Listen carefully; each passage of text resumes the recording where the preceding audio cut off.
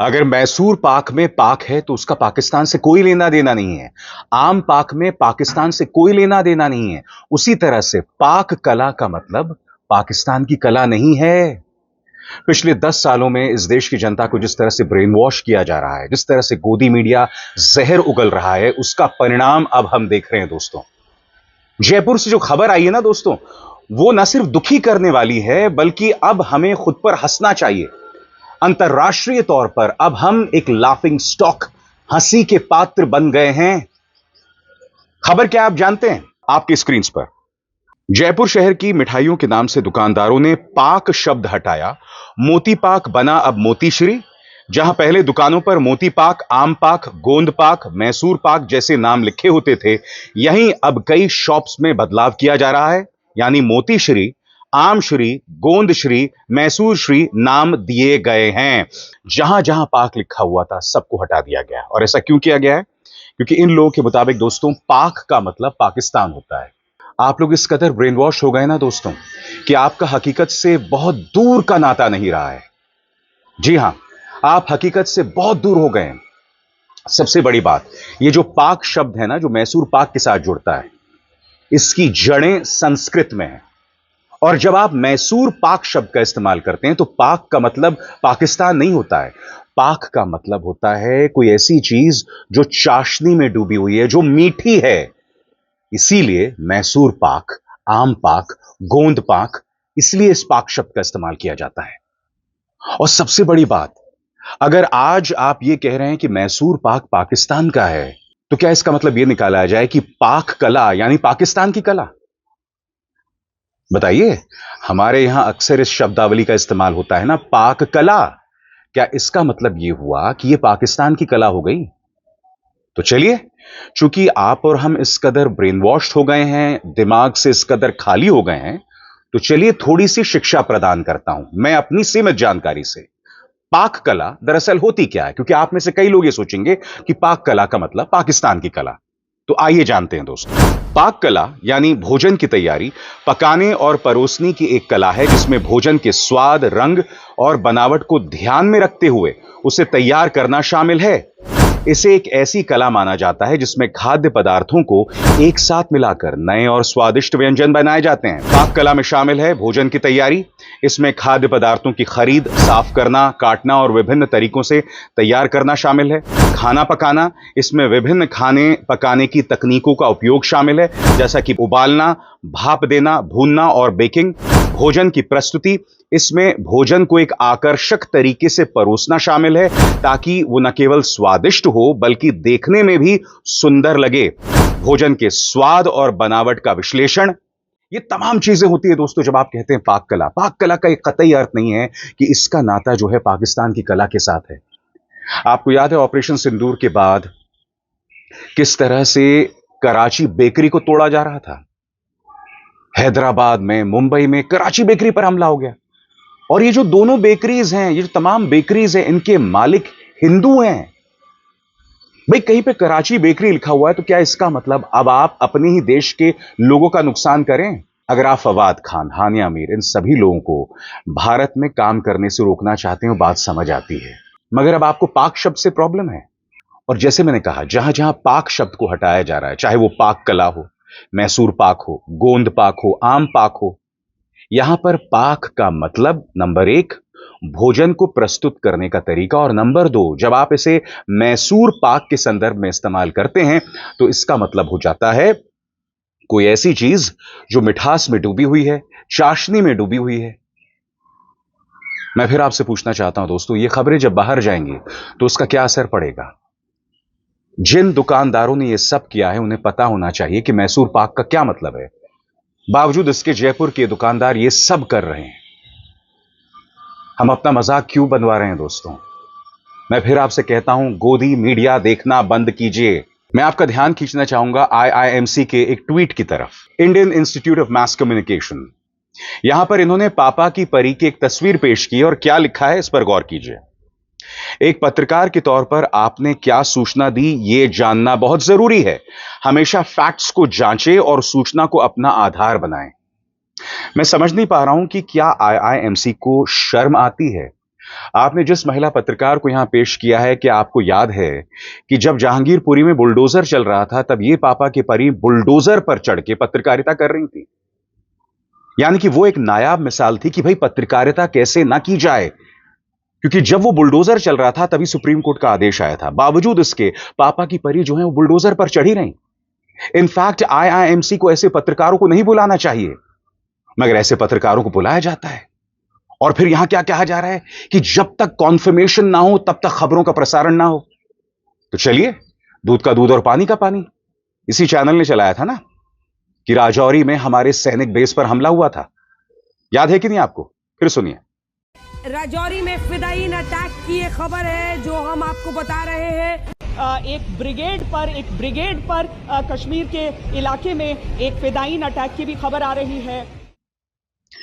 यह खबर झूठी साबित हुई थी और बाद में चैनल को माफी मांगनी पड़ी थी। अगर आप भूल गए हैं तो फिर सुनिए वो माफी। लेकिन हमारी पूरी सतर्कता के बावजूद कुछ अधूरी रिपोर्ट्स ऑन एयर हो गई, इसके लिए हम आपसे माफी चाहते हैं। अब इस पत्रकार को पेश किया जा रहा है एक मैस्केट के तौर पर, सच्ची खबरों के मैस्केट के तौर पर। यह है मीडिया का पतन दोस्तों, और यह पतन हुआ है, इसका असर अब समाज पर पड़ रहा है, जो आप जयपुर में देख रहे हैं। जी हां, जयपुर में देख रहे हैं। और आगे बढ़ने से पहले एक जरूरी संदेश। मेरे कार्यक्रमों के लिए आप नोटिफिकेशन का इंतजार मत कीजिए, मेरे चैनल में जाइए और खुद जाकर कार्यक्रम देखिए और रहिए अपडेटेड। और हां, ज्वाइन कीजिए मेरा चैनल, देखिए यह जरूरी संदेश।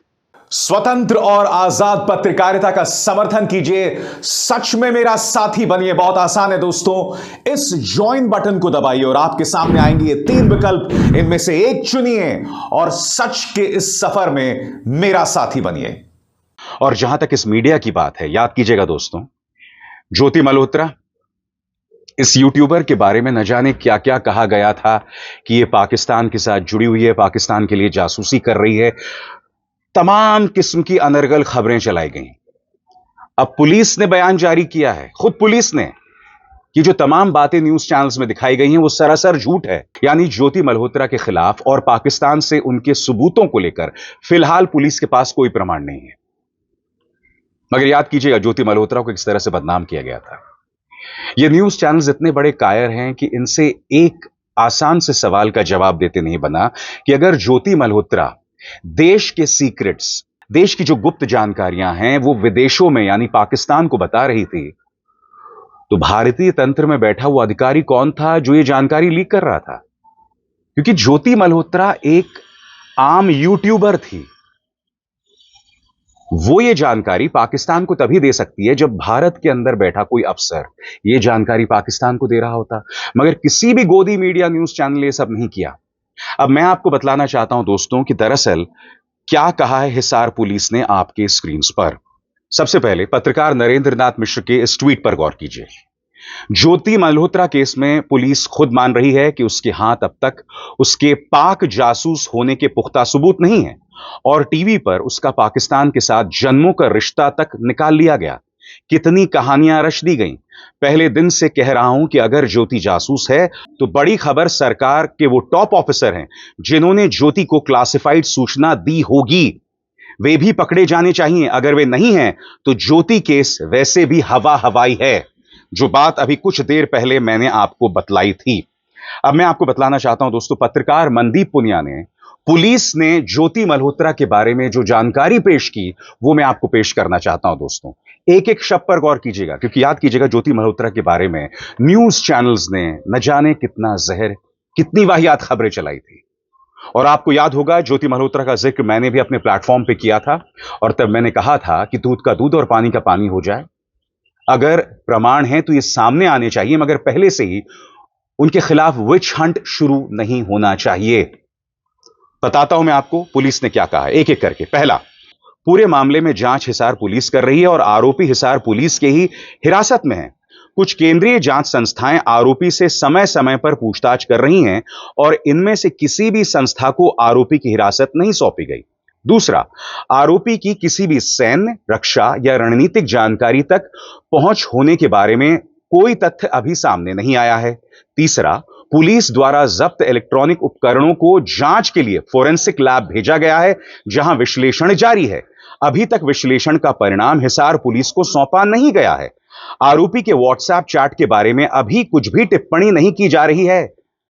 तो इलेक्ट्रॉनिक इक्विपमेंट के बारे में, व्हाट्सएप चैट्स के बारे में न जाने क्या क्या कहा गया, सब कुछ झूठ। आगे साहब, आरोपी की कथित डायरी जो पन्ने सार्वजनिक रूप से दिखाए जा रहे हैं, वो पुलिस के कब्जे में नहीं है। इन तमाम डायरियों के बारे में बताया जा रहा था, पन्नों के बारे में बताया जा रहा था। अब पुलिस कह रही साहब वो पुलिस के कब्जे में ही नहीं है, तो फिर किस बेसिस पे कहा जा रहा है? आगे, आरोपी के 4 बैंक अकाउंट की गहनता से विश्लेषण जारी है। पैसों के लेन देन के बारे में अभी कोई टिप्पणी नहीं की जा सकती। छठा, आरोपी निश्चित ही यह जानते हुए कुछ लोग पीआईओज हैं उनसे संपर्क में थी, लेकिन अभी तक सीधे तौर पर ऐसे कोई तथ्य सामने नहीं आए हैं जिससे कहा जा सके कि आरोपी का संपर्क किसी आतंकवादी संगठन से था। गौर कीजिए, ज्योति मल्होत्रा का संपर्क किसी आतंकवादी संगठन से था, यह नहीं कहा जा सकता। आरोपी के किसी भी आतंकवादी घटनाओं में संलिप्तता को लेकर कोई तथ्य अभी तक सामने नहीं आए हैं। आरोपी के किसी पीआईओ के साथ शादी, धर्म परिवर्तन इत्यादि के बारे में अभी तक कोई तथ्य सामने नहीं आए हैं। यहां पर कहा जा रहा है कि यह मामला राष्ट्रीय सुरक्षा से जुड़ा हुआ है, इसीलिए social media, news channels, print media, सबसे यह अपील की जा रही कि वो संयम बरतें और जो बात आधिकारिक प्रेस नोट में है वही बताएं। मगर उस ज्योति मल्होत्रा को हमने कितना बदनाम कर दिया था। मैं फिर कह रहा हूं, जब सबूत सामने आएंगे और अगर यह साबित होता है कि पाकिस्तानियों के साथ उसके रिश्ते थे, वो हमारे सबूत आगे पहुंचा रही थी, तो स्वाभाविक सी बात है उसकी जांच होनी चाहिए। मगर जो सवाल गोदी मीडिया को पूछना चाहिए वो ये कि ज्योति मल्होत्रा को यह जानकारी आखिर कौन सा अफसर दे रहा था, यह सबसे अहम बात है और कोई यह सवाल नहीं पूछ रहा था। यह है आपका देश का मीडिया, यह है इस देश की त्रासदी। इस तरह से जनता को ब्रेन वॉश किया जाता है, लोगों के खिलाफ भीड़ खड़ी की जाती है। ज्योति मल्होत्रा तो चलो मामले की जांच चल रही है, प्रोफेसर अली महमूदाबाद देशद्रोही करार दिया गया, इस शख्स को बेल पर रिहा कर दिया गया। इसके बाद नेहा सिंह राठौर एफआईआर किया गया, अदालत ने इनके पक्ष में आदेश जारी किया, मगर इन्हें कितना बदनाम किया गया। और इस फहरिस्त में मैं भी शामिल हूं। क्यों? क्योंकि मैं सत्ता से सवाल पूछता हूं। कहने का अर्थ साफ है दोस्तों, हम हर गुजरते दिन के साथ अपना मानसिक संतुलन खोते जा रहे हैं और जयपुर से जो खबर आई है वो इसकी जीती जागती मिसाल है। हम सब सुधर जाएं दोस्तों, क्योंकि आने वाले दिनों में जब हम सब ब्रेन वॉश हो जाएंगे, हम सब पागल हो जाएंगे, मानसिक तौर पर हिल जाएंगे, तब हमें सुधारने वाला कोई नहीं बचने वाला है। क्योंकि आज की तारीख में जो आपको सुधारने की बात करता है, आप उसे गाली देते हैं, क्योंकि आप अंदर से खोखले और खत्म हो चुके हैं। मेरी इन बातों को अपने दिल से मत लगाइएगा, बुरा मत मानिएगा। जो मैं बात आपसे कह रहा हूं कड़वी जरूर है, मगर आपके भले की बात है। अब हिसार शर्मा को दीजिए इजाजत। नमस्कार।